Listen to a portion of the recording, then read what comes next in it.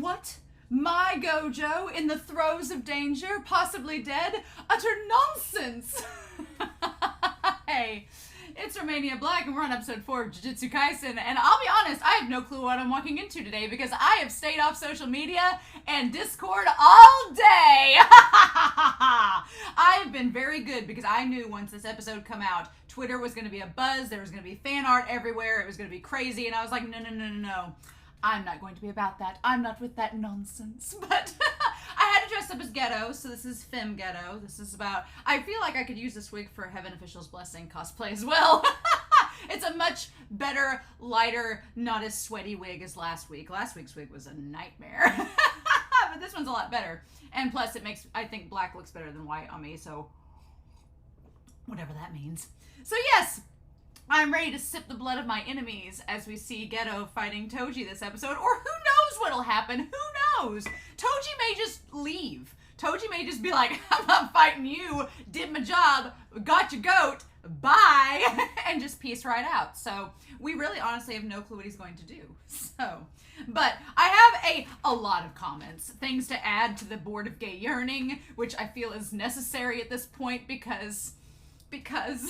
our sweet Ghetto and Gojo. Here's the thing. We know that they break up. We know they have a difference of opinions, and we know that it eventually drives them apart. But at this point in the story, at this point in the episodes, Gojo losing doesn't seem to be what would drive that apart. It doesn't seem like that's enough, right? So, I mean, Ghetto's guilt has been mounting since he let Kuroi get kidnapped. And so we know that his guilt from letting Kuroi get kidnapped, his guilt from letting Gojo get nearly killed. We know he's not going to die. Shoko's probably going to save him.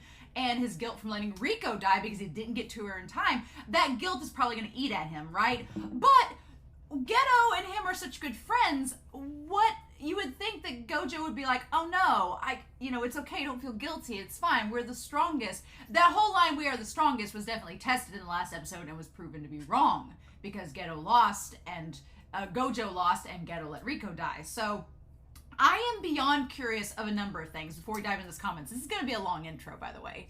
But I feel like I'm curious about two things. One, what sparks their changing ideologies because of some comments I'm going to talk about here. I'm going to be questioning that after this episode. And I want to just bring it up now before we start. What is going to cause their changing in ideologies? Because right now, based on the comments I'm about to tell y'all, they seem like they're on similar pages.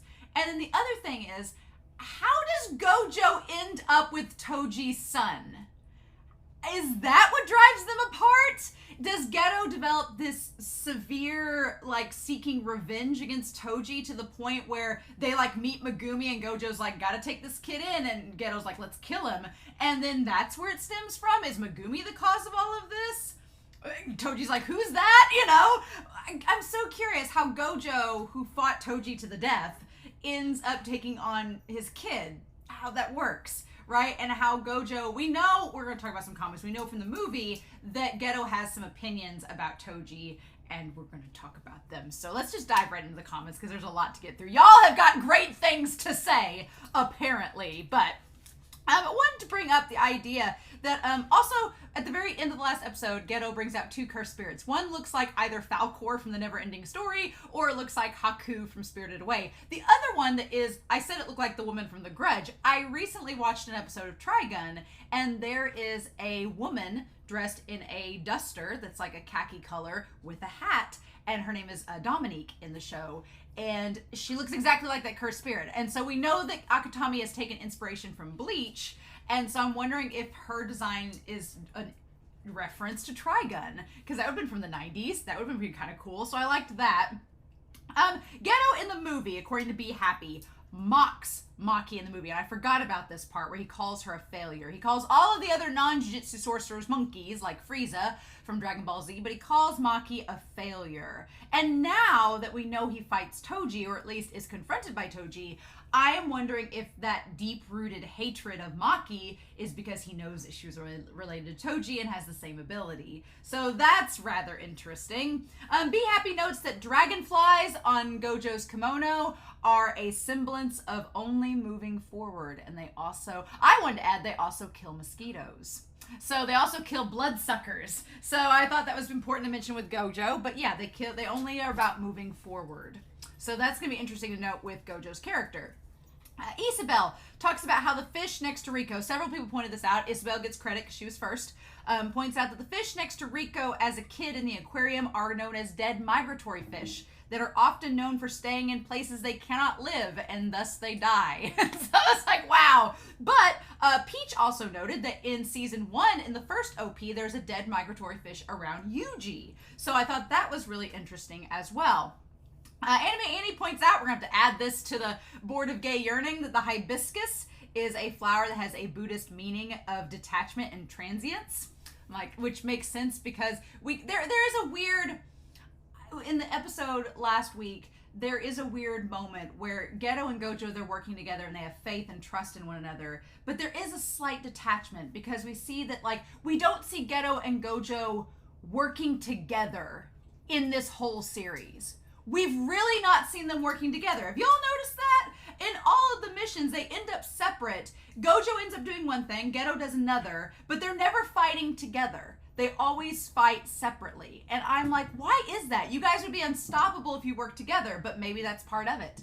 Maybe that's part of it, of why they don't work together. I don't know. They work together in the OP. It looks like it's working out great. So you'd think they would do it in the show, but they don't do it in the show. So that's something to kind of make a mental note of, right? And in the Jujutsu Kaisen movie, it shows us a shot. I was like, I wanted to say this last week, that I was like, doesn't Ghetto, we've seen the worm, the cursed worm in the movie. I was like, wasn't it with Ghetto?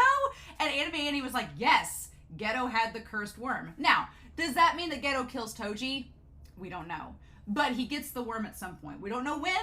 We don't know how. It may not be this episode. It may happen later on down the road. Maybe he kills Toji down the road. We don't know.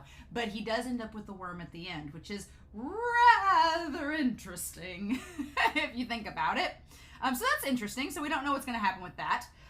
Isabel noted, and several people were trying to explain heavenly pacts, which I really appreciate. I appreciate you all were very kind in trying to explain that concept because I had forgotten it from season 1. Isabel notes that Mekamaru in episode 16 of season 1 and Mai in episode 17, as my dogs are likely to point out as well, notes that heavenly pacts are exchanges from birth, where you basically, if you don't have a cursed technique, you get something to swap it out for. So in Toji and Maki's case, they get exceptional physical strength because they don't have a cursed technique. Toji's just a gym rat, and he's made it work really good for him.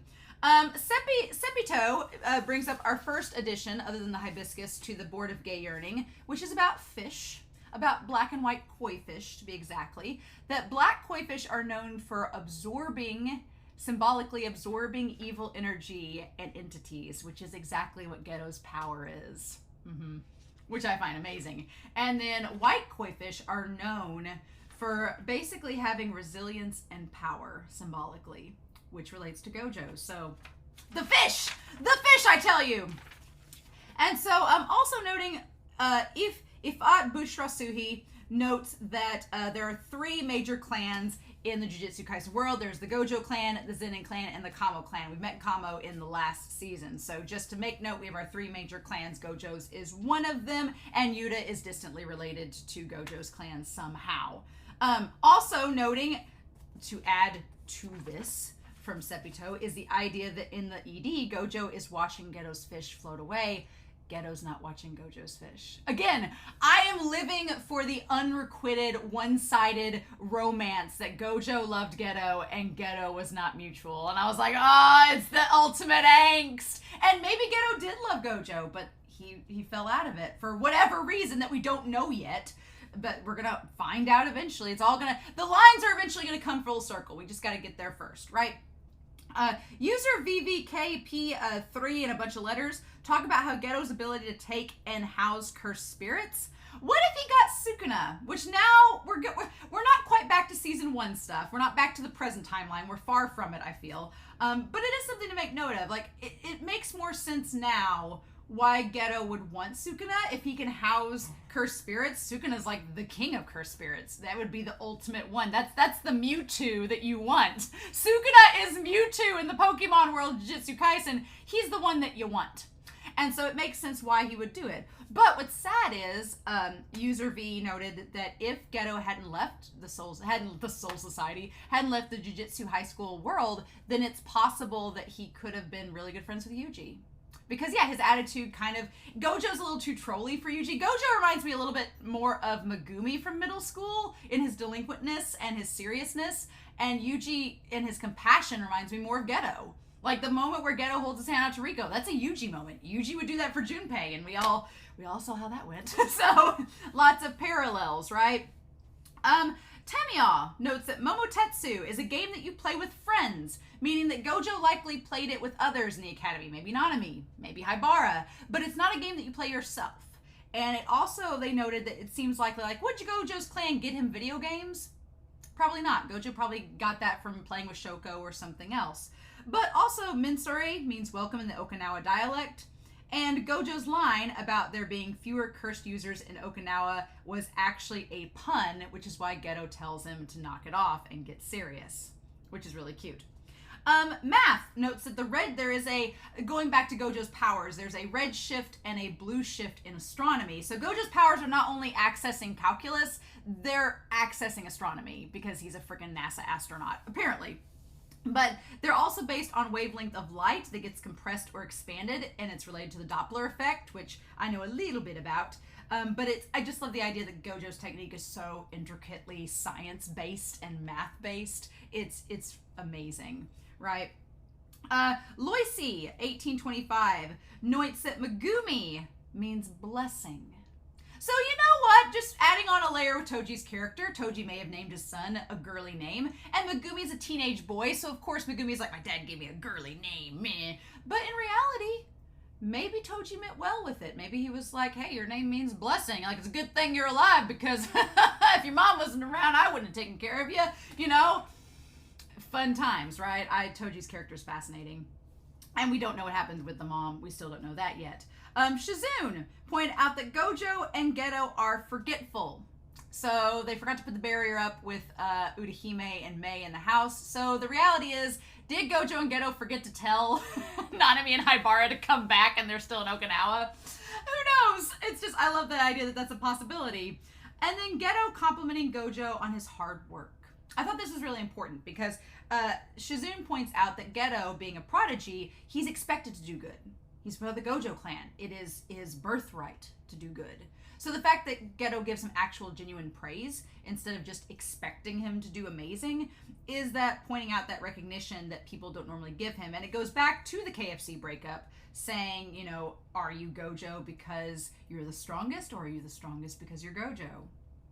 What do we do with that? I love it. I love it. Gin notes how Gojo acts with Ghetto versus others and then as an adult. Like around Ghetto, he's like himself. He's really normal, he's chatty, he's kind of bratty. And then around others in the flashback, he's a lot more serious, especially the enemies. But then when you look at him as an adult, he's still kind of goofy, but only around people he really cares about. Like Yuji and the others, he's like trolly and nice, but then he gets a little bit more serious. But even around the elder, he's kind of serious too. So it's interesting how he's kind of changed and transformed his actions. But around Ghetto in the future, he's stone cold serious because he knows he has to be. So fascinating. Fascinating. And then I honestly think that Gojo, his attitude is a mixture. Gojo to me is a mixture between Levi from Attack on Titan and Reagan from Mob Psycho. He's like that nice balance between Levi and Reagan. He's that in between, right? Alexandra Q points out that Shoko and Gojo in the ED, and this is where the other thing comes in for the Board of Gay Yearning, in the ED, Gojo and Shoko are going towards the light and the sunlight at the end, and Ghetto's going towards the shadows. Fun times, right? Fun times. But I think it's important to note Gojo's actions versus his attitude and his words, because they're all very, very different. Ghetto ends up, and this is the thing that too that leads me to about the breakup, because they constantly are having opposing ideologies, but at the end of the day, they both take on children. Anime Annie points this out. Ghetto ends up taking the two girls, and Gojo ends up taking Megumi and his stepsister. So both of them end up raising two sets of kids, kind of like Riko and Kuroi taking them in, even though Kuroi is a grown-ass woman. So they're similar in that regard, but they're very different in other ways. So what leads to that? I'm so fascinated. I want to know how we get there. And is this the episode that starts the breakup? How does this work? What's going to happen? I'm so beyond curious. And then Gojo, apparently, I didn't read the card right in the episode, but after Gojo beat Bear, Q disbanded. They didn't even try. It was the Star Religious Group. Q was just like, oh, you beat Bear? Okay, we're done. Like a true set of Quincy's. Claire notes that Toji was able to stab Gojo because he dropped the barrier when he was thinking about Rico. Because you do see his eyes switch off. I went back and watched the episode. You do see his eyes like switch off to normal just for a brief second, and that's how Toji got through the barrier. Makes sense. And then Gojo and Ghetto being on the same page. I do like Anime Annie pointing out Gojo and Ghetto versus Toji, their taunt parallels, how Toji taunts Gojo and then he taunts Ghetto. Toji just is a troll, but a really hot troll. And then Gojo proves that he could kill the Elder. Yeah, I liked Anime Annie pointing this out that, you know, back in season 1 when Gojo was like, if I don't like something, I'll kill you all. After seeing the last episode where he's running on 3 days without sleep and he still manages to use these abilities and hold up against the Sorcerer Killer, yeah, suddenly that whole threat to the Elders is a lot more serious and not so much humorous. So, fun times. And then Toji, I thought this was really cool, is like Maki. He's like Maki because they both have this heavenly pact and they have, you know, physical prowess. But he's like Mei because he has the gun. I was like, oh, that's kind of cool. That's kind of cool that the Zenin nieces, nephews, cousins, whatever, all kind of take after Toji in interesting ways. But neither of them are as sleazy as him or a deadbeat dad, so what can we do? And then Ghetto's opinions of Gojo taking in Megumi. That's what I'm most fascinated about. I want to know if we're going to get in the timeline. How does Gojo even stumble across Megumi? That is the biggest mystery, and I don't want to know. We're going to find out. But I'm like, if Gojo taking in Megumi is what breaks the bonds between him and Ghetto, okay. It's Megumi's fault. So, who? But yeah, there's a lot of comments, so I'm sorry that I took up, like, God, nearly 20 minutes. But you all had some amazing comments. I was very, very excited about them, as I'm excited about this episode. So, we're going to start this episode. I'm going to tell my dogs to be kind. They're my little cursed spirits.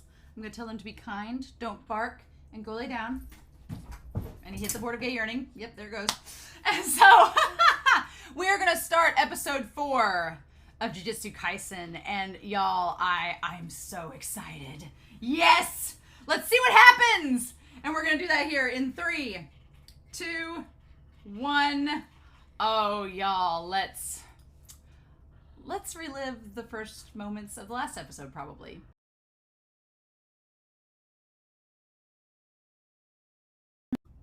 Well, that didn't go at all how I thought it was going to.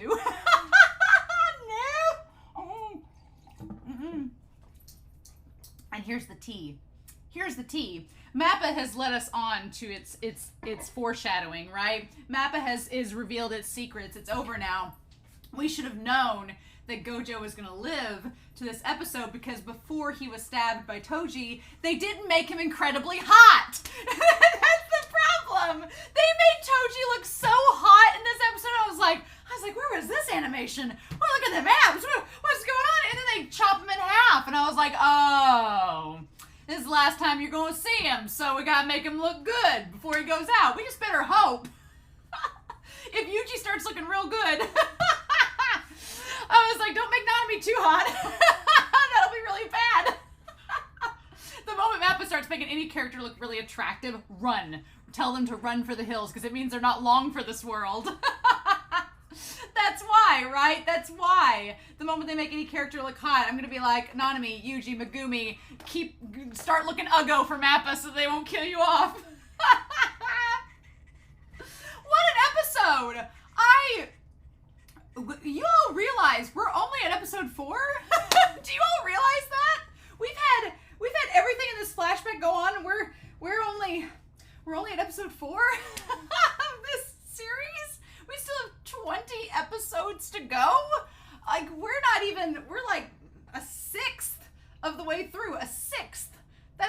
There's so much to go, and this episode had a lot going on in it. There was quite a bit. I'm excited to talk to you all about it, but I did not see Toji dying at the hands of Gojo. I didn't see Ghetto being the one saved by Shoku. I didn't see Gojo like having an LSD high moment like at the end of this episode and then just transcending. Yeah, we're going to talk about that and then the ideologies. The ideologies of the two of them. Yeah. I'm so fascinated. I'm so fascinated by the ideologies because I kind of see like maybe what they're setting up, but there's lots of things left to go. So we're gonna have Toji like over here, right? Because we need to have him. I want to put on here. We have Gojo. We're gonna put Gojo right here, right? And we're gonna put Ghetto right here. And we're gonna put like where they end up at, right? We're gonna do that. And then as far as Toji goes, I'm sad Toji's dead. I'm sad he's dead.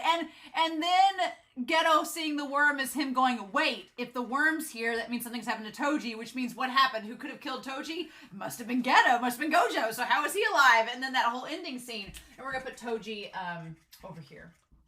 Oh man! I was starting to ship Toji and the Mediator.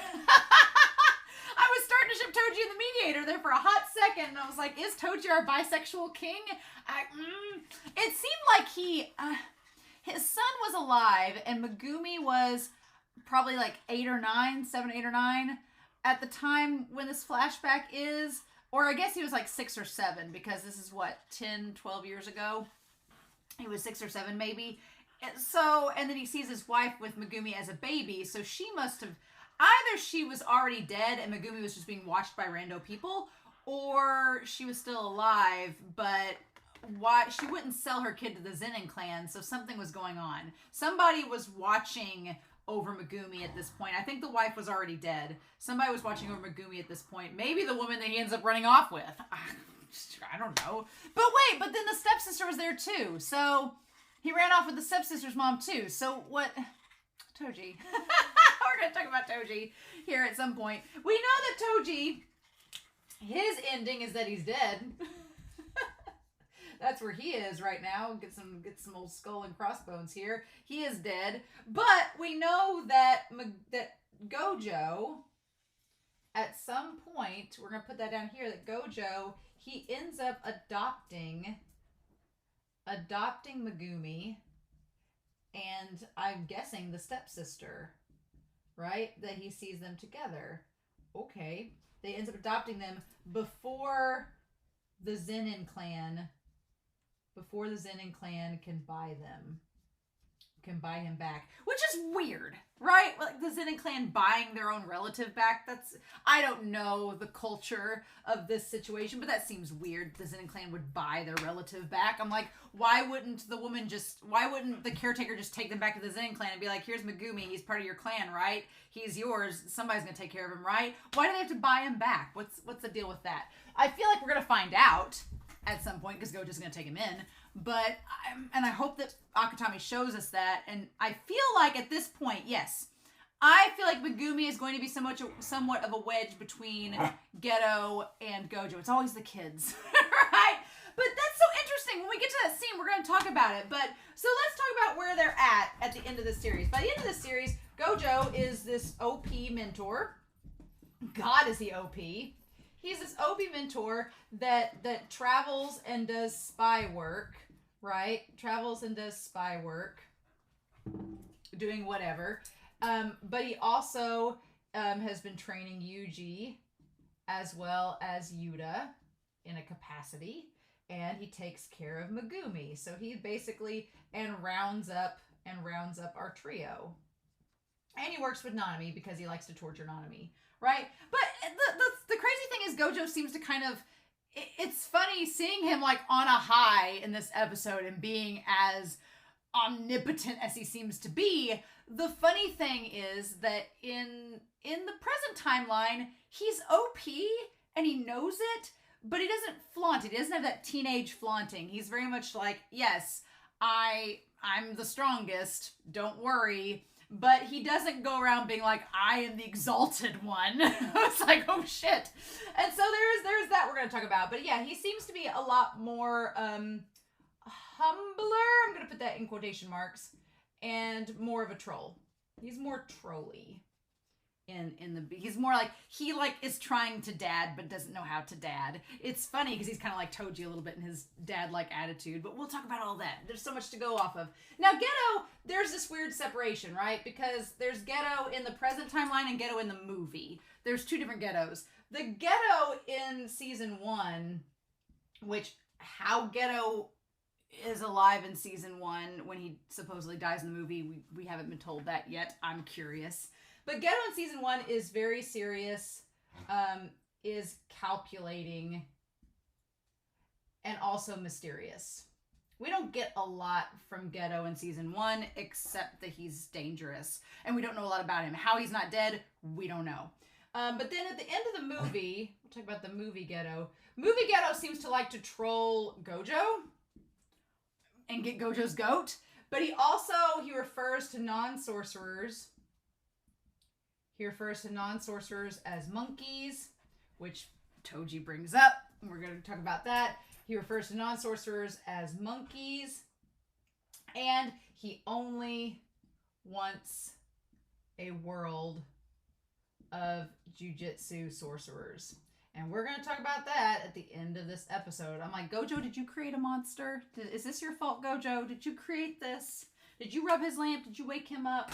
So, yeah. So, well, my biggest thing right now is that we're seeing the seeds planted for how Gojo and Ghetto could slowly have their ideologies come apart. But right now, they don't seem to be like they're going to be that way. But let's talk about this. So this whole episode, what I love about the opening scene is I love when shows, if they're going to do a recap, this episode did it right.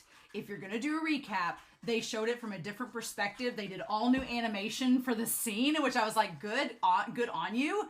They did all new animation.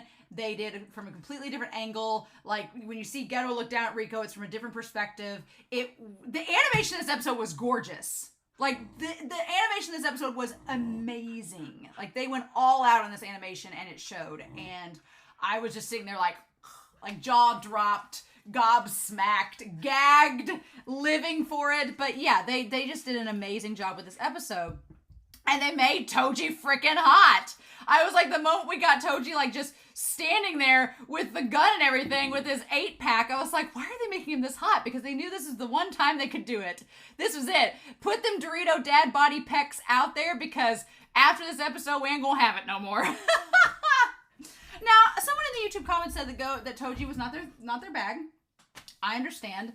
If you had a screw, marry, or kill, Toji is definitely the screw. You wouldn't marry him. You could kill him, but that seems like a waste. So, I mean, he's clearly the screw as far as that goes, because he's going to be non-committal, and it'll probably be a good time. Unless he brings out that worm that he shrinks up in his mouth.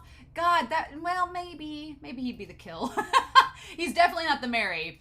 What I also love about the recap is that Ghetto, when he shows, like, in the end of last episode, you see him like, oh, is that so? And you see it like slow motion, everything all pans together. In here, it's just rapid, like, okay, die. And it just happens instantly, which shows, like, realistically what happened in the moment versus the dramatic, over the top, I'm going to avenge my gay lover scenario, right?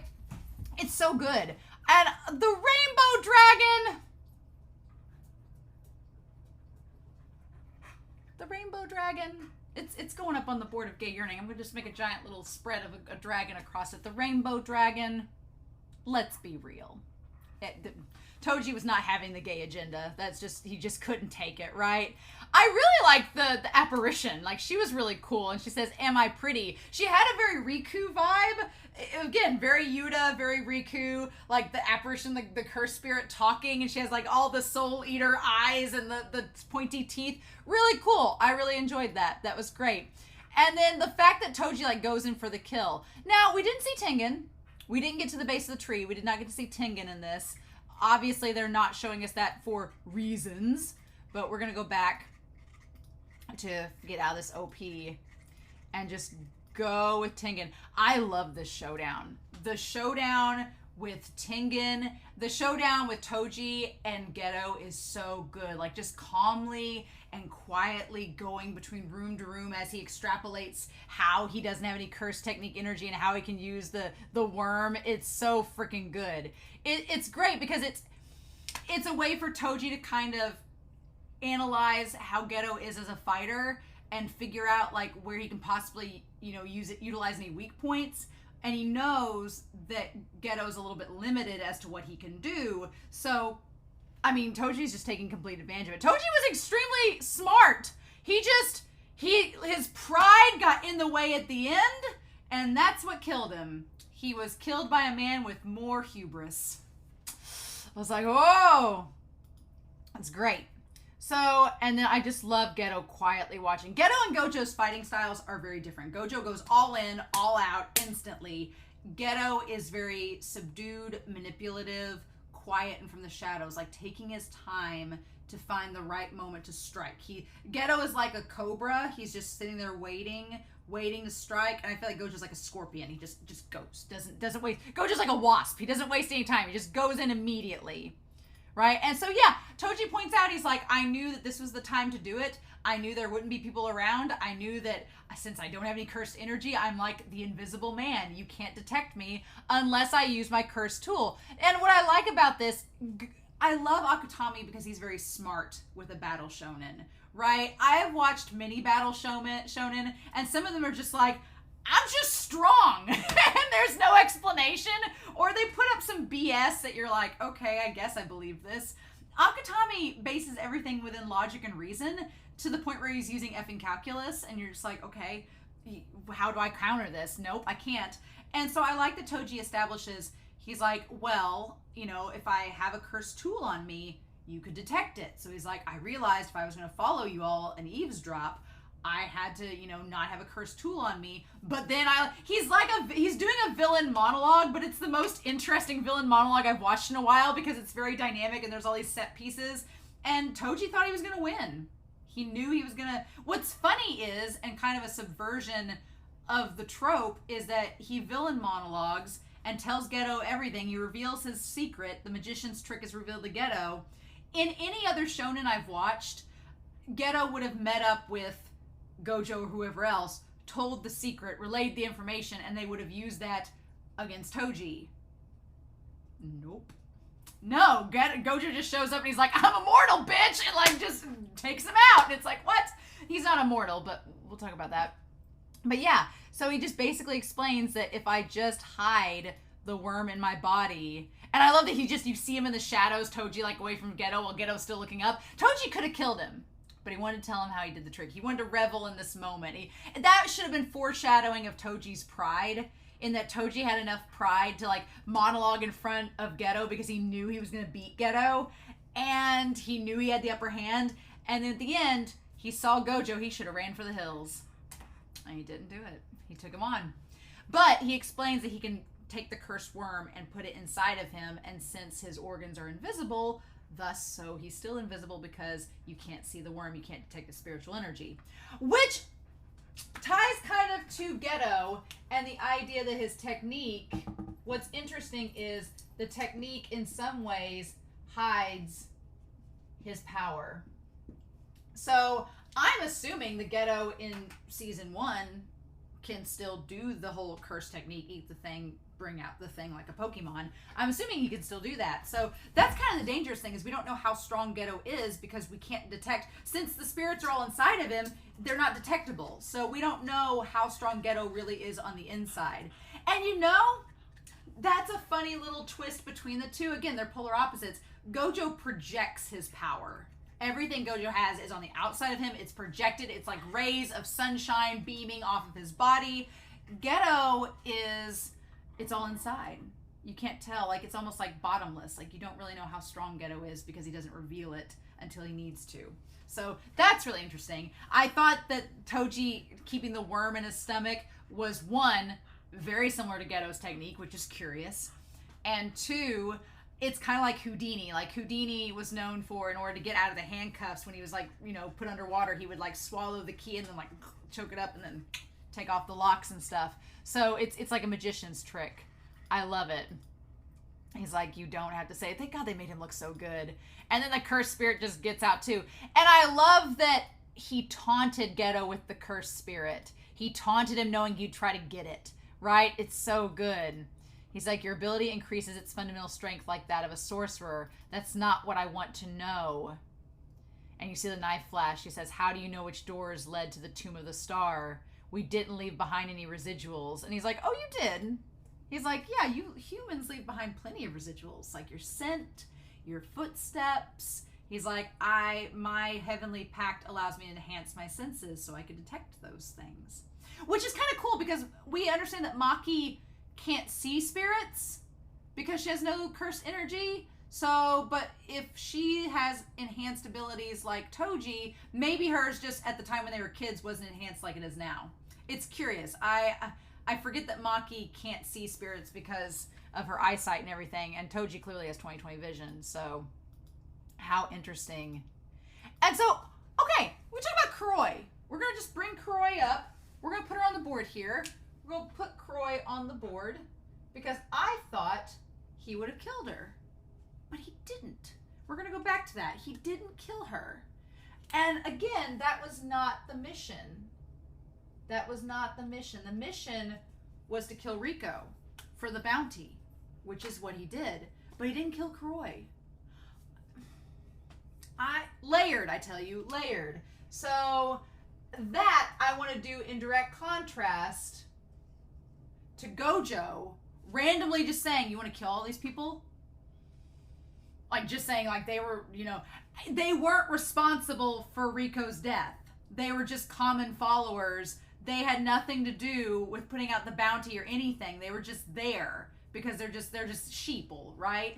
And so, but Gojo was like, let's kill him and take out our aggression. And we'll talk about the scene when we get to it. But Toji's like, no. Toji is fascinating because he could have killed Kuroi easily. He could have dropped down there, bump, she's dead, let's go. Instead, it seems like he knocks her out, and then he gives her the mediator and is like, I don't know, take her somewhere and dump her, I don't know.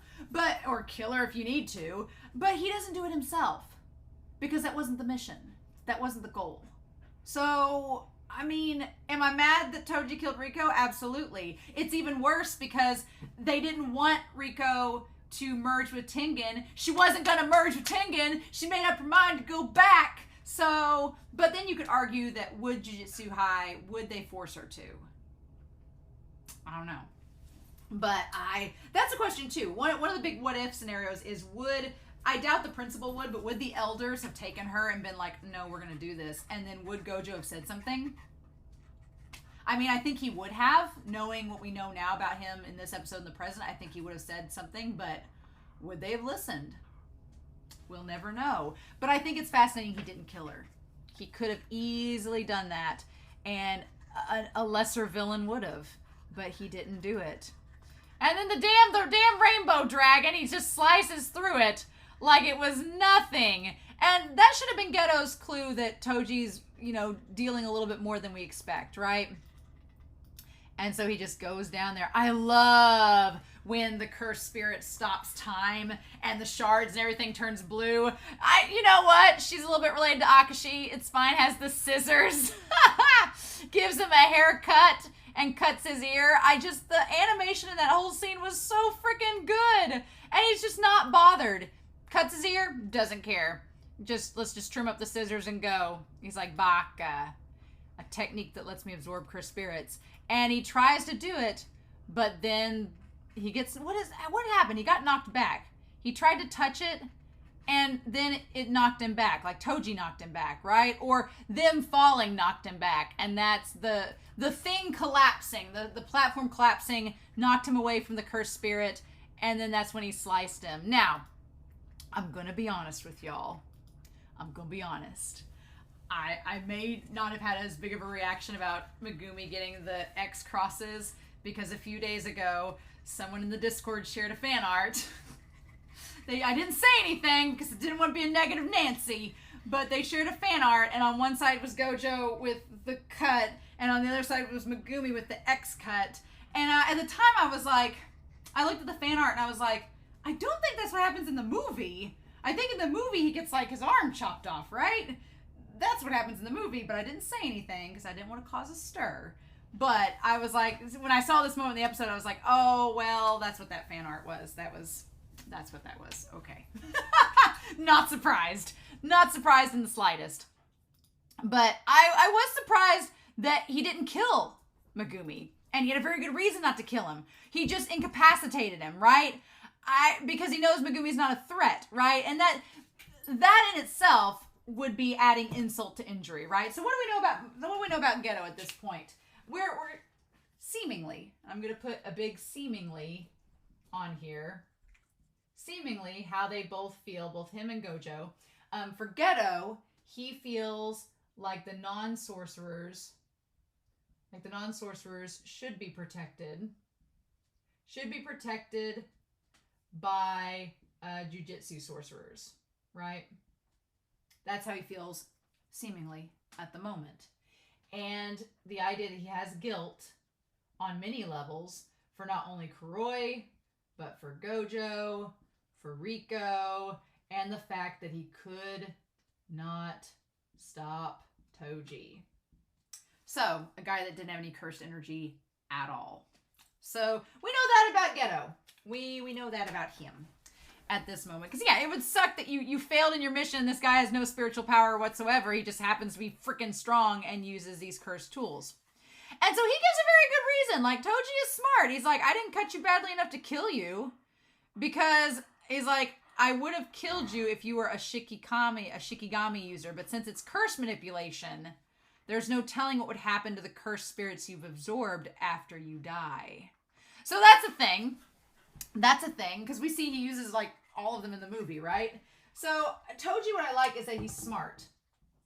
He's smart, and he knows risk, right? He's smart, and he knows the risk. He's like, if I kill you, he's like, if you were just manipulating something on the outside, it wouldn't be a big deal.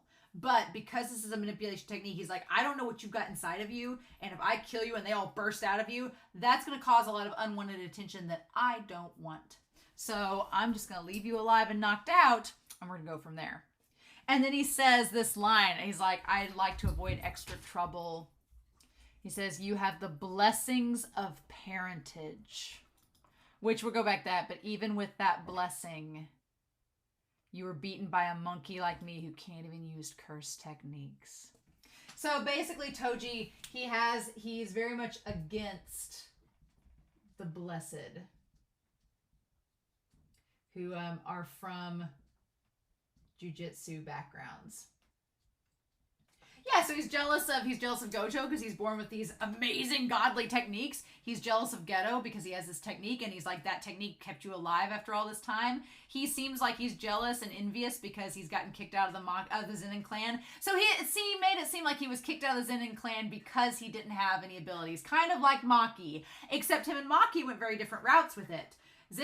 Toji was like, well then, screw you guys. I'm going to go do my own thing. I don't need you. And Maki was like, actually, I'm going to come back and rule all of you. So I hope you are ready. That seems like the big difference, right? And I love that. I think that's really cool. But him to say, you were beaten by a monkey like me. And then we cut to Gojo.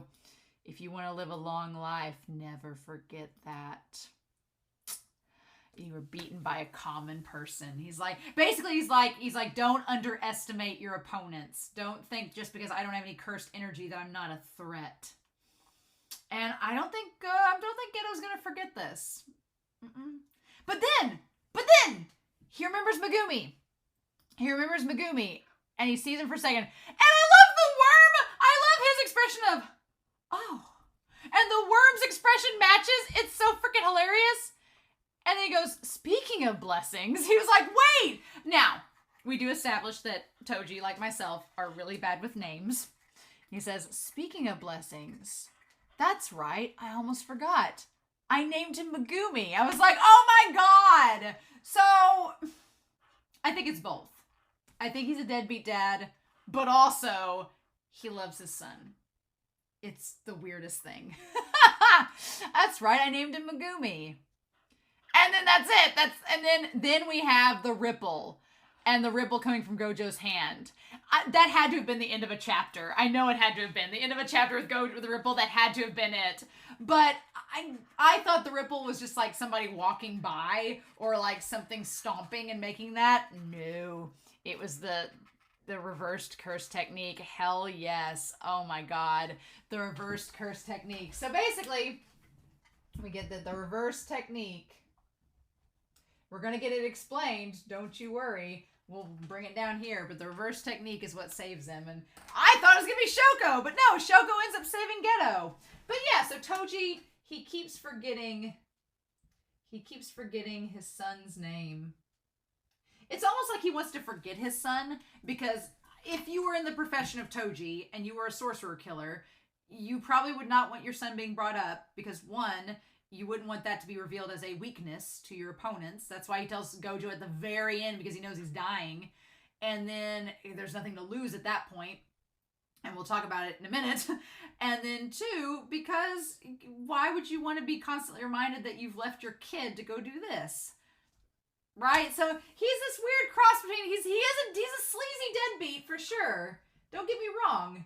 He's a sleazy deadbeat. But at the end of the day, he loves his son. It's a boy named Sue. That's exactly what this is. It's a boy named Sue. Because if he didn't love his son, he wouldn't have told Gojo. If he didn't love Megumi, he wouldn't have told Gojo about him. He would have let it go and let the Zenin clan get him back. Now, could you argue that he told Gojo because on the off chance that Gojo went and got him, he thought it was a way to stick it to the Zenin clan? Oh, absolutely. I'm sure. Because he knows that nobody's going to stop Gojo. He's like, oh, Gojo can go get my son. Nobody's going to stop him. Sure. But he didn't have to do it. He didn't have to do it. Or maybe he told Gojo because he knew Gojo would take action and he thought, well, this is my chance to get back at you. I don't know. We'll go back to that scene, but I can't believe we're like just through halfway, House of the Children of the Star. So this part was really weird. I was trying to pay attention when they went to the Star Religious Group Organization. Q is gone.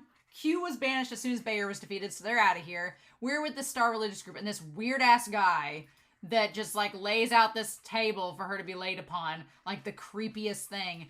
And the thing about it is, I fully could see an organization like this existing in real life. This creepy ass organization, this cult. And it's like, yep, that's the freakiest thing. Like, just bring her corpse out. The fact that Toji like had the worm suck up the corpse, I'm like, it's definitely in poor taste. For sure. Ugh. Definitely in poor taste. They just gives her the corpse. Riko Amanai. So we get this dude's name. He has like, he looks like a character from Mob Psycho. That's the only thing, the whole time I was watching, I was like, he looks like a character from the cult Mob Psycho, or like one of the fake psychics. Like, I was like, what? He looks like that mole, that big bump on top of his head. I'm like, ew, gross. Shigeru Sonoda. There's something wrong with his character. I don't know. I can't put my finger on it, but we're going to put him over here. Shigeru Sonoda. Why would we introduce him if he wasn't going to be important? And he's just creepy enough. He's just creepy enough. He's the one, if Gojo and Ghetto are going to go after anybody, he's the one, because he put the bounty out. He wanted her dead. So if they're mad at anybody from the Star Religious Group, it should be him. He should be the one that they're angry with, right? But he's like, we'll issue your payment as discussed. And then he says, and I'll even throw in a bone. There's just something unnatural about his movements too. I don't know if you all noticed it, but he has this like weird jerky movement, like he is a puppet being controlled by something. It's weird. I'm like, is there like a cursed spirit in that little bump on his head? Because it's too big to be a zit. It's not a third eye. I'm like, is there like a cursed spirit inside of his head controlling him? Is that what he is doing? He's very robotic. And then he lifts up Amane at the very end. He's weird. I don't get good vibes. I don't know what to make of him. I don't like Sonoda. Nope. He's like, and I was like, I love that Toji's like, thank you, founder. And Meteor's like, he's not the founder. Toji tries to have like this moment of social grace, and the Meteor's like, you screwed up. You blew it. But yeah, and this worm is just like it's just having this weird ass expression. Like, what is happening? You're so generous. And he's like, he's not the founder, man. And then Toji's like, what? Here's the thing. There are moments, like when Toji has the little question mark come out of him, that is 100% Megumi. There is no mistaking that as Megumi's dad. Like, sometimes they have the exact same reaction, and it is so fascinating. I'm just like, Megumi, you gotta bulk up. But he's too much like his mom. But it's fine. We love Megumi either way. Not everybody's into the big buffy guys anyway. And he's like, you already helped us out a lot. I thought you'd complain a bit more. And then he's like, well, we hired you for the assassination thinking it would fail.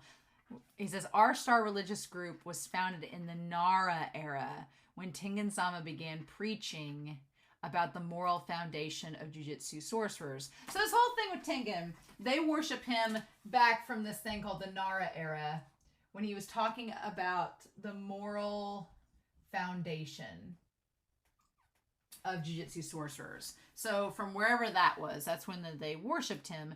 And then they say a minority as Buddhism spread throughout Japan, meaning that they're like, this is not like this. They were like a smaller religion than Buddhism. Jujutsu society and religious corporations are at complete odds with each other. So he says we are at odds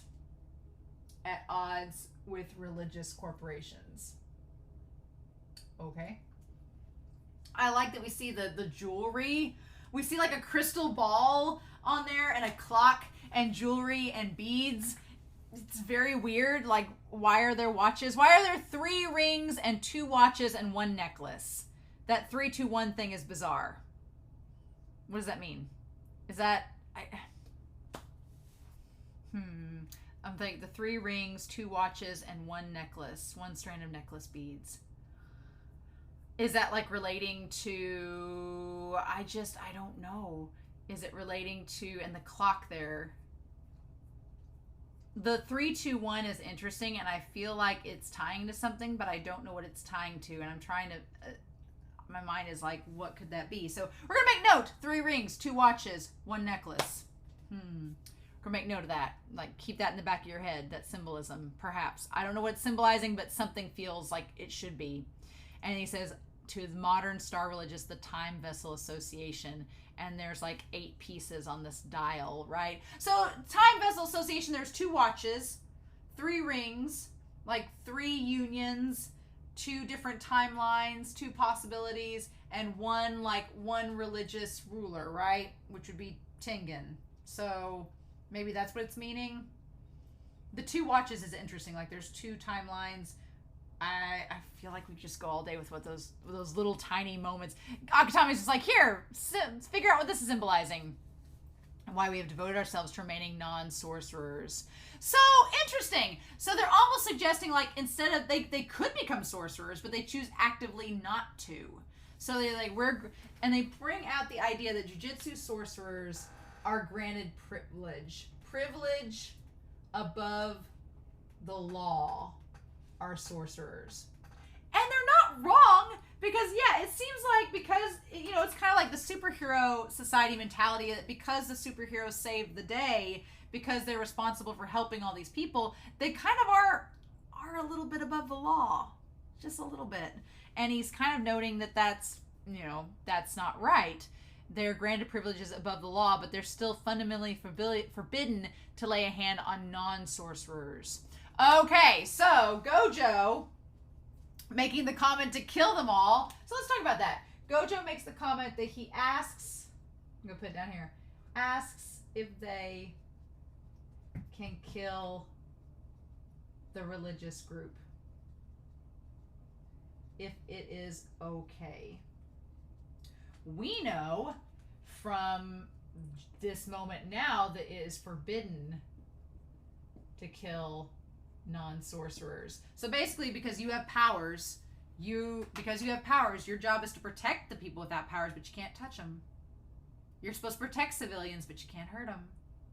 And therein lies the thing, because a non-sorcerer, supposedly, is the one that killed Rico and attacked them. So they're like, we had to face somebody that gave us trouble, that was a non-sorcerer, but we couldn't kill them. Supposedly, Gojo does. Gojo kills Toji, but I would say Toji is like a sorcerer, basically. What's interesting is at the very beginning of this series, Gojo talks about how he doesn't understand why they need to protect the non-sorcerers. He doesn't understand why. And Ghetto says, well, that's just the way things are. That's the way society functions. That's how it should be. And Gojo's like, do you really believe that? Like, are you serious? But then we see that Gojo is actually very compassionate towards Rico, who is a non-sorcerer. And so you kind of see that his actions and how he really is a little bit contradictory to what he tells Ghetto, right? His actions are a little bit different than his words. Whereas Ghetto, what's interesting here is that Ghetto asks Rico, he asks Rico not to assimilate and says that it's okay and wants her to be happy. So for this brief moment with Rico, for this brief moment, it seemed like Ghetto and Gojo were on the same wavelength. They both were like, yeah, she should get the right to choose her future, and we're supposed to protect her. Like, for a brief, scant moment, they're on the same plane. And then she dies. And then that's where we have trouble. So that's so fascinating to me. But, however, the time has finally arrived, and they just wraps her up, the time of the taboo recorded in our scriptures. I also make note, that whole thing with the Star Religious group, their like emblem is cockeyed. It's not straight. It's crooked. Something's not right. This whole scene, something is not right. It bothers me. It bothers me. He's like, it's the time of the taboo recorded in our scriptures. Our Star Religious group has evolved into a monotheistic religion worshiping one absolute God. And it's time for our object of worship to assimilate with that impurity. It was now time for it to assimilate. If our believers saw us simply sit back and watch the assimilation happen, our association would crumble. So they're like, well, we had to take action, right? Because we have to prove that, we're in control. It's so weird. This scene is weird. If it took excessive action, Jujutsu sorcerers would crush us. So we were definitely desperate. So that's why they came to Toji. They're like, if we tried to do anything massive, the sorcerers would have stopped us. We needed an assassin that could move in the shadows, and Toji's the only one we could think of. This scene is just bizarre. The way he wraps her up and like mummifies her, the way he carries her off, the way that he like slowly turns his head back as he dips into the shadows. It's not right. It's weird. There's something off about this scene. And it reminds me of Mojito. There's something about this scene. I know that he's not Mojito. I know that Mojito's nowhere near this. But there's something about this scene. The way that there's like the bodies wrapped up. They remind me of the little curses in the jars. There's something creepy about this scene that feels off to me. And I feel like we're going to get something revealed way down the line. It's going to come back to this. I'm going to be like, that's what it was. That's why it was weird. We have to wait for it now, right? We were truly desperate. I thought the mediator was going to kill him. I thought when the mediator pulled that thing out of his pocket, it was going to be a gun. But it was a box of cigarettes. He's like, that would loosen our purse strings. And he pulls out the cigarette. Human society might be what crumbles if Tengen-sama loses control, though. Like, are you ready for that? What are you going to do about that? And he says, then we should perish with our star if that's all there is to it. So basically he's saying if our God is so weak that they would just completely wipe out the society and destroy everything just because they couldn't assimilate with this 15-year-old girl, then we deserve to die. Which is interesting, right? Because we know Tengen stays there. So it almost seems like, was it pointless? Don't know. We don't know. Could I see Gojo being mad at Tengen because it makes this all a moot point? I don't know. The funny thing is, okay, we should all hate Toji because he killed Rico, right? We should all feel really bad, right? We should not like him. He should not be endearing. We should not remotely see him as a likable character. But the moment that guy, Shigeru, leaves and Toji looks over to the mediator and he's like, am I right? And the mediator's like, yeah, man. That was the funniest damn thing in the whole episode. The whole episode, that was the funniest moment. I was like, and the face that they make at each other, they're just like, can you believe this? At that exact moment, I was like, am I shipping them? Am I getting a crack ship in the final hours? Can I? Is this what's happening? I freaking love it. I love them together. And he just shakes his head like, can you believe this guy? Whatever. And he says, were you referring to Okinawa when you said they helped us? And he says, yeah. He's like, why didn't you kill the maid then? So something in Okinawa, somebody in Okinawa helped them. So Toji asks why the mediator, this part too, why the mediator kept Kuroi alive and what it went back to Okinawa. Like, why Okinawa? Why go there? What was the deal? What was it? And so he's like, I know I told you. Take her someplace far away and kill her at some point. So, why didn't Toji kill her back then? Why did he want her taken away? What's the deal? And he says, because I had a good idea of what you were planning at the time. Okay. He's like, I made the call that the relief from the... He's like, I made the call that the relief from the maid's successful rescue would wear him down more than heightened tensions from failure. Who are they talking about? So, the maid... Oh, in Okinawa. Why didn't he kill the maid in Okinawa? Oh, so she could still be dead, for all we know. Oh, so when he took her away at Okinawa to them to hold as hostage, he's like, it would wear him down more than the heightened tension from failure. Okay, and again, what is the creepiest thing about this whole thing with this Star Religious group is that there's these balls, like lots of little crystal balls. You know what they also look like? They look like the little balls that Ghetto turns cursed spirits into. There's a connection. There's a connection, damn it! I haven't been able, the dots are here. And there's all this symbolism with the cursed crystal balls, with the crystal balls in the Star Religious group. And then there's Ghetto over here eating cursed spirits that are turned into balls. They're like two dots here, and I haven't found a way to connect them together, but something's up. Something's up. So they're talking about in Okinawa when Toji picked her up, Kuroi, and gave it to the mediator and said, why didn't you kill her back then? He says, well, I figured that they would have been so distraught from her dying that there's a good chance that it may have messed up them going back to the society headquarters. And that could have messed up the plan. It would wear him down more than the heightened tension from failure. You ignore the lines of communication and toss out whatever I was planning, right? Huh. It all worked out in the end. Which is so crazy because the parallels of having the mediator and Toji saying it all worked out in the end and having Gojo and Ghetto saying it all worked out in the end, like an episode prior. It's so cool. I love seeing it. And then we see the tree split in two different directions, like it's been struck in half by lightning or cleaved in half by Gojo's technique, as what's going to happen in about 5 minutes. So, foreshadowing, right? Stop running your mediator ragged. But why Okinawa?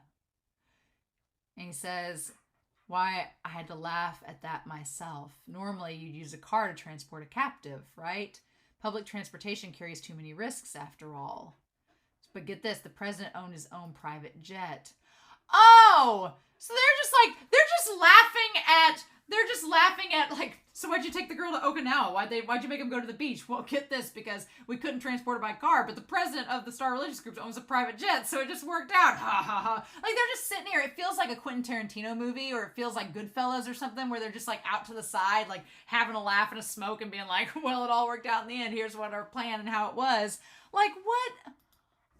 It's so fascinating. So Kuroi could be dead for all we know. We just don't know for sure. And he says, even so, rich people think on a different scale, man. Yeah, the idea that the private jet was even an option would only happen if you were rich. So Toji could have left now. Let's go eat with their money. Take me to one of the restaurants you use for your clients. And he's like, no way, man. You never pay for a guy anyway. Ha ha ha. He's like, I might this time. Ha ha ha. And then they furiously make out. And that's the end of the episode. I was like, I've never shipped something so random like this. But I'm like, well, I can't say that. But I was like, the mediator and Toji, I'm kind of here for it. And it just seems like Akutami takes us from being like, we should hate these characters. We should hate their guts. But he makes them so damn interesting and slightly endearing that you're like, I can't hate them. They're just, it's so baffling, right? And then he just goes on his way. He's like, I've already decided I'll only see you either for work or in hell. Well, it's going to be the latter now, right? And then Toji could have left. He could have walked away. I love that where he goes, you can see it in the foreground, the steps leading up to this pillar, this like acropolis. Like it just seems like he's walking up to the heavens where Gojo's gonna be standing there waiting for him. Gojo's like an angel at the pearly gates. It's like, I'm dragging you to hell. Hi. And it's like, what? So yeah, Toji could have left. He could have left. He could have ran away. But he didn't. And then the sky opening up and the light and the air turning like this golden hue should have been a sign. Should have been a sign. Should have been. And Toji's just walking. I love that when he sees the sunlight, he gets all grumbly and he's like, stupid sunlight, stupid vitamin D. I love his grumpy face. I'm gonna take all the pictures. And then he's just like, I hate the sun. Meh, meh, meh. And that's when, yeah, there's like a little, he looks like a damn grumpy cat. It's actually adorable. And Mappa draws like every possible ounce of muscle on his skin tight, painted on shirt. And I was like, man, they're making Toji look real good because he's about to die. And then he sees Gojo standing there like a freaking zombie. Like a freaking zombie. And he's like, excuse me? You should be dead. And Gojo's like, hi, it's been a while. I'm like, at that point, I've been like, nope. Peace up. A-town, down, bye. And I would have left, never to be seen again. I'm with him. I love Toji's face where he's like, well, shit, he's not dead. For real. For really real. I'm like, nope. Would have backed out real hardcore. That look of Gojo with the creepy doll eyes and smile is terrifying. Terrifying because it's so, you know how pissed Gojo is. He knows Riko's dead. You know how mad he is. And then he's like, for real. And he shows, I'm alive and kicking. And he shows where he healed himself. Oh my god. And Toji's like, well, son of a bitch. He knows a reverse curse technique. What is this? I love that the worm like mimics his facial expression somewhat. It's kind of funny. And he's like, bingo! And he just like hits his head. Oh my god, when you stabbed me through the throat. The fact that Gojo has to say when you stabbed me through the throat, he says, I gave up on counterattacking and I poured all my focus into the reverse curse technique. So that makes sense. At the time when he got stabbed, I was like, is Gojo really not fighting back or doing anything? But so he poured energy. He poured all of this energy into this instead of counterattacking, right?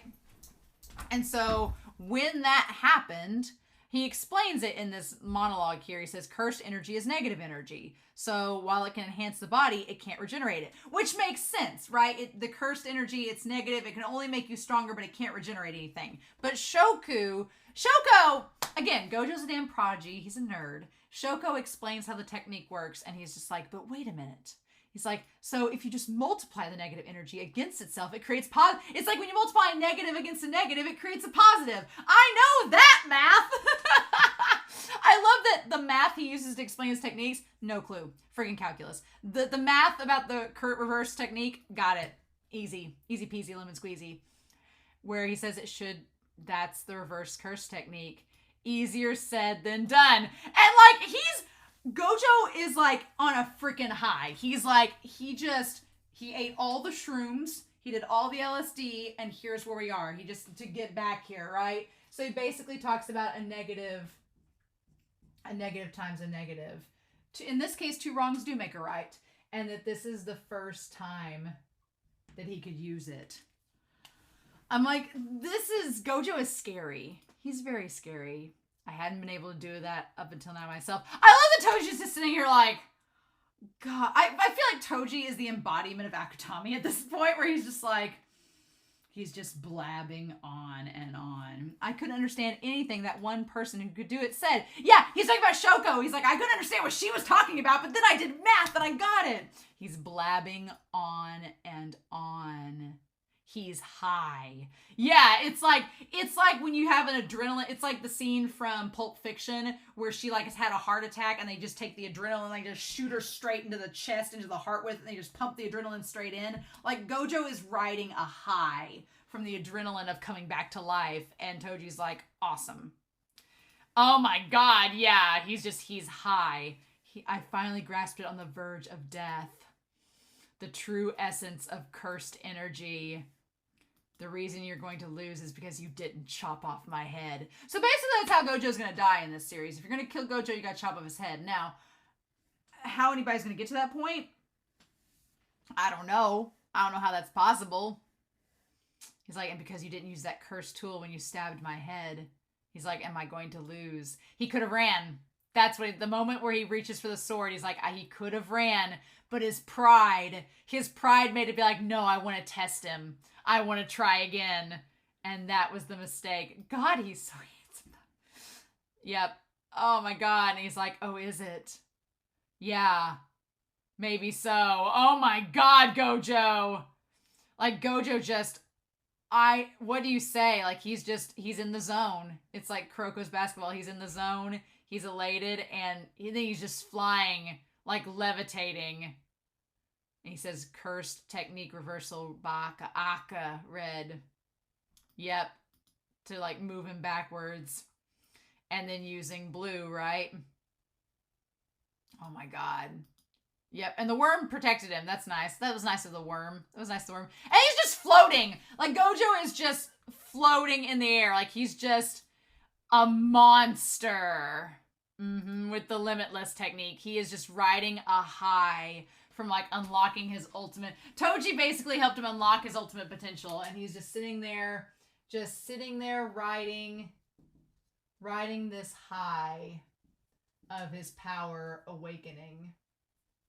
What I really love about this is that it's Gojo that gets this to happen, right? Because we've seen Yuji and Megumi. It's probably the most similar to Megumi. Again, we've talked about how Gojo and Megumi are surprisingly similar, and Ghetto and Yuji seem kind of similar. Ghetto and Yuji seem similar in their reactions to Junpei/Riko dying.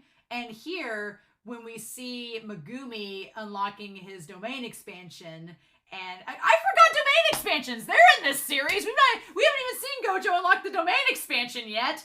What? We haven't even seen that. God.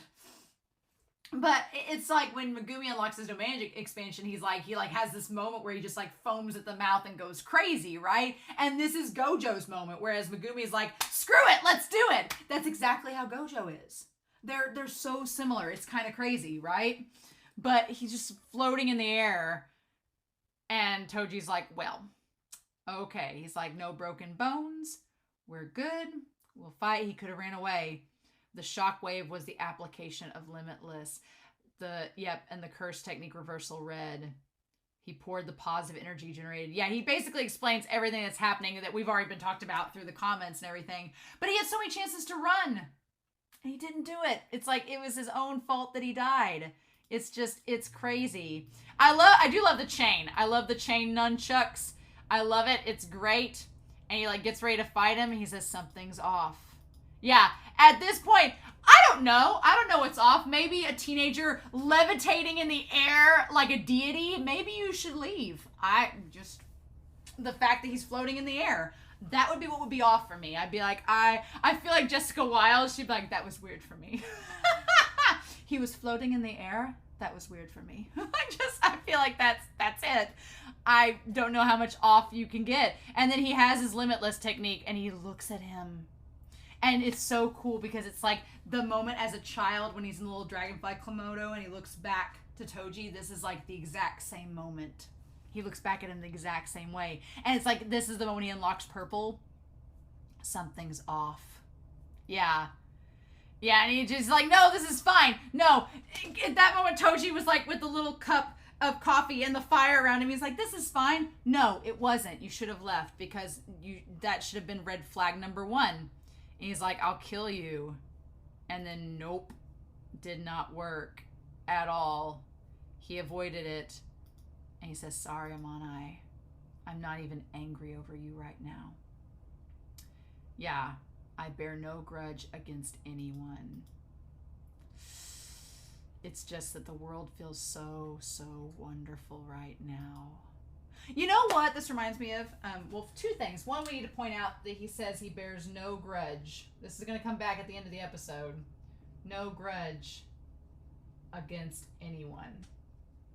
We're gonna go back to that line. He's like, I'm sorry that I'm not angry for you, Rico, but I bear no grudge against anybody right now. I'm just elated that I'm alive, experiencing the world. Real quick, I'm watching a series called Monster, and if you are not watching Monster, I would say avoid the next 30 seconds of this discussion.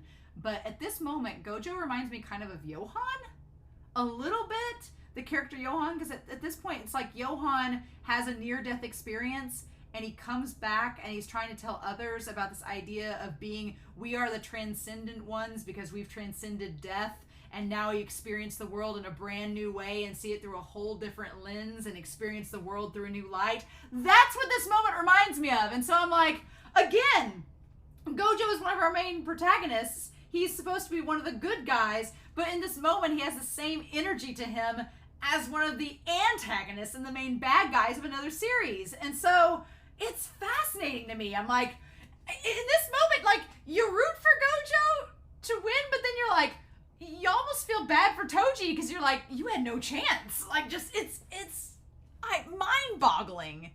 And he sees, like, the dewdrops on the leaves and sees the world, like, he senses the energy of the world. He becomes Pocahontas for a quick second, sees the colors of the wind.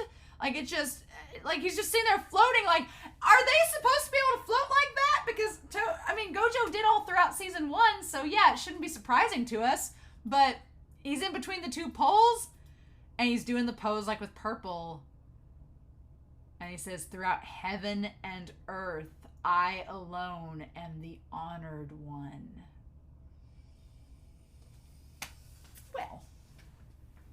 Well. So, throughout heaven and earth, I am the honored one. Like, I am the one who is special. I'm the one who has the power. It's like there's nothing more ego, nothing more confidence, nothing more transcendent in that moment than that line, that confidence, that power, saying like, I am the amalgamation of generations of Gojos and all of these techniques all strung together. Like, he's like on this high, being like, I'm like a god and you can't kill me. Like, it's insanity, right? It's insanity. I'm like, every Gojo stan suddenly makes sense. Because how can you not? People are like, yes, Gojo. It's so, what's fascinating about it is that any other character saying these same lines would be a villain. That's like classic villain line 101. Like, I am the exalted one. I am the one that stands above the heavens. That's a line that a Yu-Gi-Oh villain would say, right? But Gojo's not a villain. He's one of our main protagonists. So he's one of the heroes of the story. And so the thing about it is that after this moment, after the fight with Toji, when he goes and gets Rico, it's like the switch turns off. It's like he's riding this high, he took a bunch of shrooms, he's having this acid trip, and then he comes down and then goes back to being sad, melancholy Gojo because there's Rico's corpse. But in this moment, he is the most terrifying thing in this entire series. And I see now why everybody's like, we need to incapacitate Gojo because of this. I am the honored one. And Toji's like, shut up, you privileged brat. He's like, I don't have a silver spoon in my mouth. I have a gold knife. The merit of having a technique that's passed down for generations is having a user's manual. And he points out the double-edged sword of his technique. The blessing of having all these techniques is that they're passed down from generations. He's the combination of all of them. He's the designer puppy. And so he has like all these instruction manuals about how the techniques all work. The problem is everybody knows about them. So in order for Gojo to be the strongest, he has to become creative. He can't just rely on the power alone. He has to know how to apply it, and apply it in ways that are unexpected. And that's where the red, the blue, and the purple comes in, right? Which is so cool, because I like that Gojo, even though he's been blessed with all these abilities, he's had to work to get to this point where he could use them against Toji to win. He's like, that's the demerit. Even in the Gojo clan, only a scant few know about this, the purple technique. And yeah, the water droplet, the infinite numbers, right? And you see the knife going towards him. You see it all. and everything's in slow motion, right? And he talks about take the amplified and the reversal, smash together these two different expressions. It's like poetry to create and push out an imaginary mass. Yes, and it's just like it's imaginary numbers. Again, we apply our math to it. Purple. I like that it's called hollow purple in the season 1 because it's kind of like, it almost seems like a reflection of Gojo's soul that's hollow from losing Ghetto, perhaps, and Rico and the others that he's lost. I don't know. And it just snaps through, and then it gets Toji. And that's all she wrote. Something's off. He says, I refuse to do any work for free. I would have said that and hightailed it out of there. Yep. He says, if it had been me on any other day, I wouldn't have done the job for free. I wouldn't have taken him on. I would have just left. But the freshly awakened wielder of the limitless technique was right before my eyes. And he's like, I couldn't pass it up. He was the strongest jujutsu sorcerer in the modern age. Yeah. And he's like, I couldn't pass up the chance to face him. I wanted to reject him. I love, and we see the hole behind him, and then the hole expands. He's like, I wanted to reject him, but I was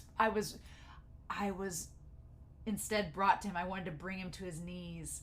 I wanted to take down the pinnacle of the jujutsu world and the Zenin clan that rejected me. So basically to Toji, he's like, I could have ran, but he's like, Gojo represented. To him, he's like, Gojo represented all I hated and that I wanted to take down. And he's like, my hubris wouldn't let me run away. I had to face him. And then you see the whole, I twisted myself to try and affirm myself. Oh. And then he's just sitting there like he's lost his heart and his lungs. You know, you can't really regenerate that. I love how sad he looks. Like in that moment, that was the moment I lost. When I went against my instincts, when I went against what I had self-affirmed, that's when I lost. And what I love is that, like, the look on his face, like, as he's just sitting there, it's a Megumi look. That sad look, that is a look of Megumi when he thought Yuji died. That's exactly what that look is. It's very Megumi. The moment I tried to go against my instincts, I lost. And yeah, he drops the chain. Interestingly enough, the blade that he uses, I think they take that in, right? Because the worm gets away. God, when he like reaches for a side that isn't there, oh, that just, oh my God, nope. And he has all the blood there. And then he just brings up, I thought you had abandoned that pride. And then we see Mama Megumi, Mama Fushiguro with him. I thought you had chosen to live without respecting yourself or anyone else. So this moment here, basically what happened was that because he denied his instinct and he wanted that affirmation, that pride led to his defeat. So we have Toji as a man that was like, I'm not going to work unless I'm paid. I'm just going to do a job. So Toji, it was this idea of being bound by duty and money, and that's it. And saying, I won't respect myself or others. Now the question is, we see Mama Fushiguro here, and we see baby Megumi, and then when he dies, the last thing he sees is Megumi when he's a little bit older. So the question is, did he have pride and he had this affirmation and that's what got her killed after she had Megumi? Did he have a wife and they had their child, and then the pride that he had, the connections, the respect he had for himself or someone else got her killed, and then from that point on he was like, nope, I can't be near my son, I can't respect myself or anyone else, I'm only going to work for money and by duty, and then nothing will stop me. And in that moment against Gojo, he wanted to go back to that pride and say, I want to stop them. The moment he made it personal, it was over. Because everything else before then, like killing Rico, impersonal. Stopping Ghetto, impersonal. Gojo was the personal bit, but he managed to get through to him, right? But then the moment that he decided to challenge Gojo, it was over. The moment he made it about himself, it was done. He couldn't transcend. Yep. And then we see Gojo. I love the shot of Gojo landing and you can see him through the hole that he's made. And he says, any last words? I love that Toji's like, nah. I love that he's just like, nah. And then he thinks of his son. And his son looks sad. Megumi looks at him like he's sad. And he looks so much like his mom. And he's like looking, he doesn't want to look up at Toji, but he's like looking away like he's ashamed of him. I mean, I can see why. And that's when he remembers. Like, Toji just has a bad memory. Maybe Toji just has a really bad memory because he seems like he kind of remembers his son and he seems like he cares about his son. He cares enough about him to tell Gojo. So I feel like maybe he does have a bad memory. Maybe he's just like Wei Wuxian. And then he just thinks about his kid and he looks up and the last words he says, 2 or 3 years from now, my kid will be sold off to the Zenin clan. Do what you will with that. Like, he doesn't say save my son. He doesn't give Gojo any promising like last requests. He just says, look, my kid's gonna be sold to the Zenin clan in a couple of years. Do what you will with it.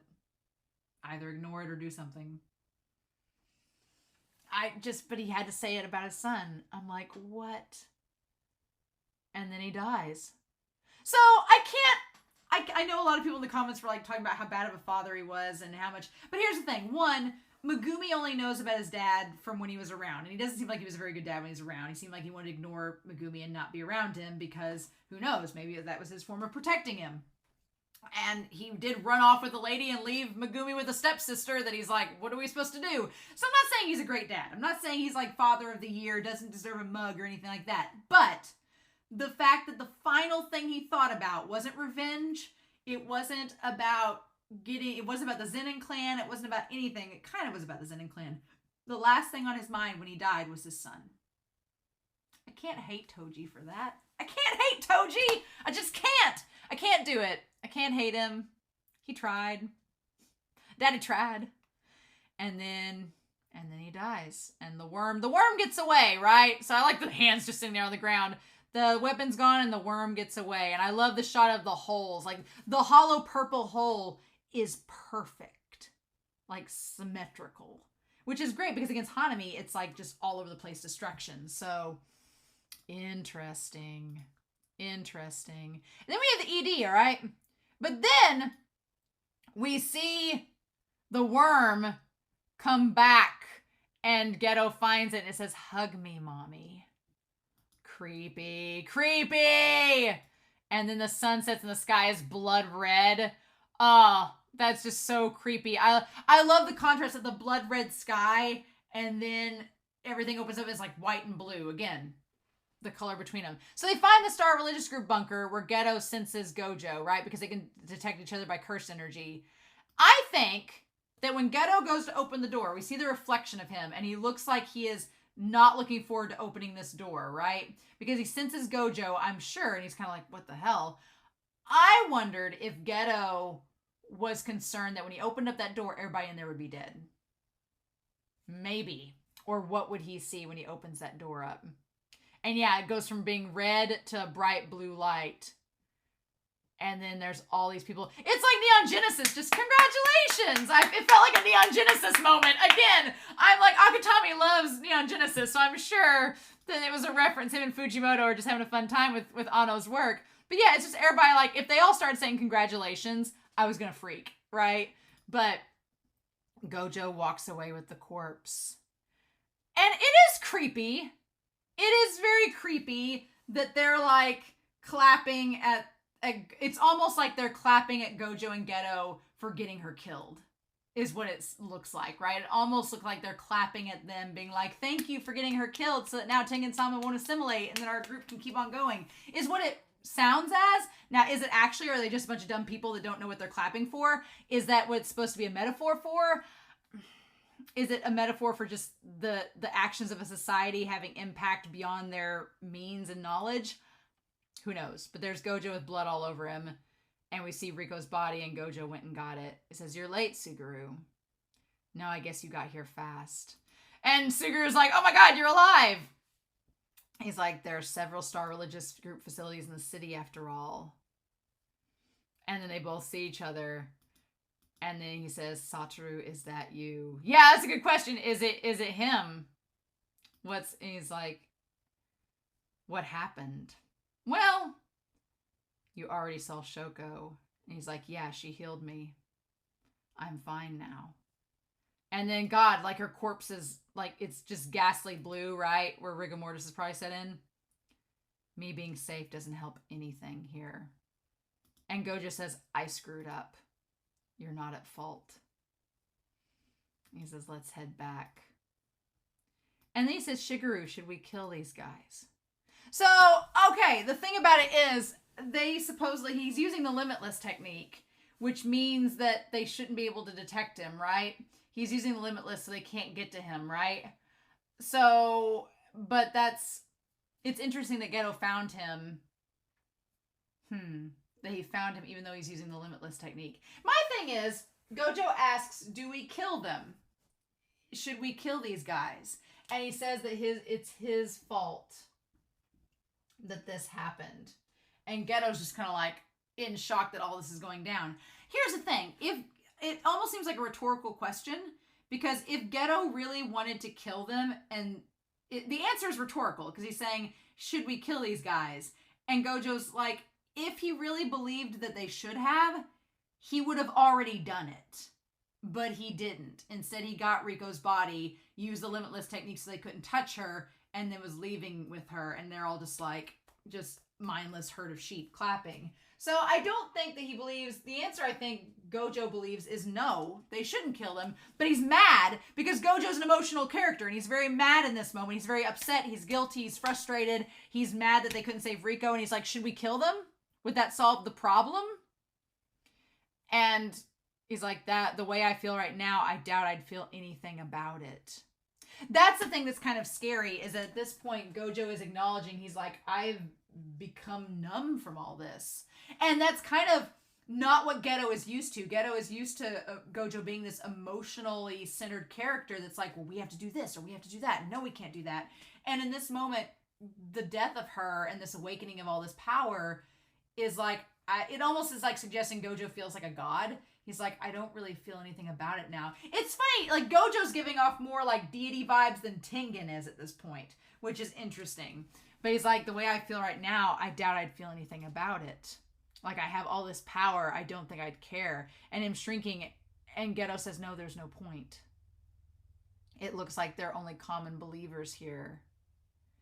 He's like, the masterminds who know about our world would have probably fled already. And unlike with the bounty, they won't be able to talk their way out of this. But it almost seems like the organization had problems to begin with. It almost seems like Ghetto's just spouting that off because he doesn't believe it, right? So Ghetto is saying that, no, it's the higher-ups that are the problem. The higher-ups are the issue.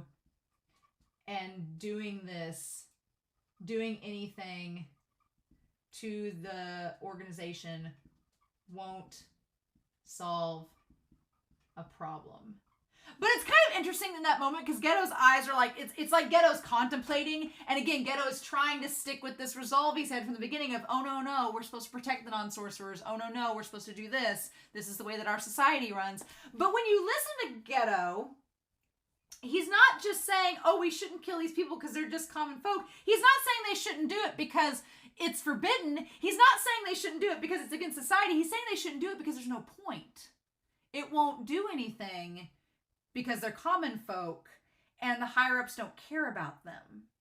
The higher-ups are the ones that they want. The common folk are just sheep, but they're not going to remedy the situation. So it's not the Ghetto saying, oh, we shouldn't kill these people because they're people. He's saying we shouldn't kill them because there's no benefit to us.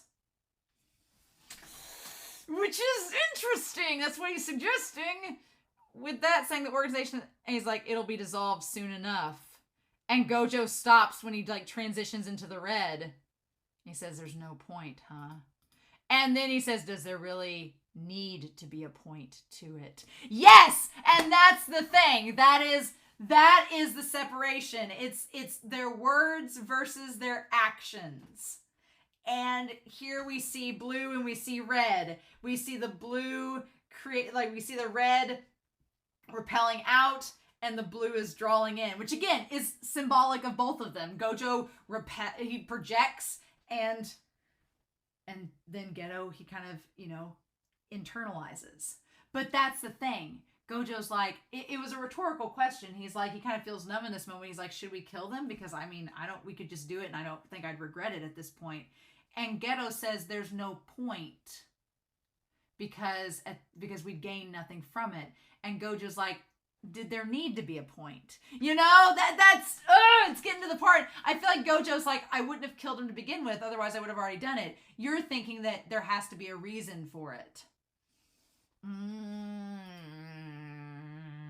Okay. And then we see his hand and we see the hands clapping and we see Ghetto just watching them and his hand stays there and doesn't move. And then we see a fist clench. And for a second, I wondered if Ghetto was going to do it when the door shut. And then he looks up. It's very important that there's a point, especially for a jujutsu sorcerer. And we see the darkness start to surround Ghetto. That there has to be a point. Aha. Okay. So I'm very curious. I'm very curious what they're going to do with this. I'm very curious what we're going to do with Gojo and Ghetto's. Because at this point, Gojo is like, does there need to be a purpose or a reason why we do the things that we do? It's just the way things are. And Ghetto seems to think that, no, there needs to be a reason. There has to be a societal point to it all, right? But I'm very curious. I don't know what we're going to get out of this. So I feel like Gojo has unlocked all this power, but he's also like turned this point. Ghetto is wallowed in guilt and feels defeated and it's so funny because we end the episode with Gojo he was on this high of winning and now he's faced with the reality of Rico being dead. And then Ghetto, on the other hand, is wallowing in defeat, wondering what's the next step. So this is only episode 4. This is only episode 4. What? At this point, I'm like, I thought we would get more Nanami, more Haibara. I don't know what we're going to do with this at point. Are we going to have a time skip? It wouldn't surprise me if we had a time skip after this to when Gojo gets Megumi. Because we said 2 to 3 years from now, right? It would not surprise me because we know the movie happens several years after the KFC breakup and after this. So it would not surprise me if they're second years right now. It wouldn't surprise me if we get to them like a year later or 2 years later as they're about to graduate from Jujutsu High and we get like to them graduating and deciding what they're going to do with their lives. I wouldn't be surprised if we transition to that, but we might stay in this timeline for the next episode. We might. I'm fine with that. If we transition to 2 years from now, then that would be when Gojo and Ghetto graduate with Shoko, and Nanami and Haibara would be third years. So that would still have them in high school. So maybe we'll get that. And if it was 2 years from now, then that would be Megumi. I'm curious about this whole thing with Megumi and Toji and how Ghetto's going to react to it, because he's going to be like, why are you taking in the kid of the guy that murdered Rico? And Gojo's like, I felt bad for him. I'm so curious. So I can't wait to find out what we have next episode. I don't know what I'm going to cosplay as. I have a blonde wig, but it looks awful on me. But who knows? Maybe I'll just be Nanami for the giggles next week, and it'll just look terrible, and we'll just laugh. We'll have a good laugh out of it. So I'm so curious to know your thoughts down below. But y'all, what an episode. Surprise me every week. I'm going to clap to that Jujutsu Kaisen like those weird people in the chapel. Yay, rah. So in the meantime, I hope you all have a wonderful week. Please stay safe, take care, and yeah, I'll be back very soon with more Jujutsu Kaisen.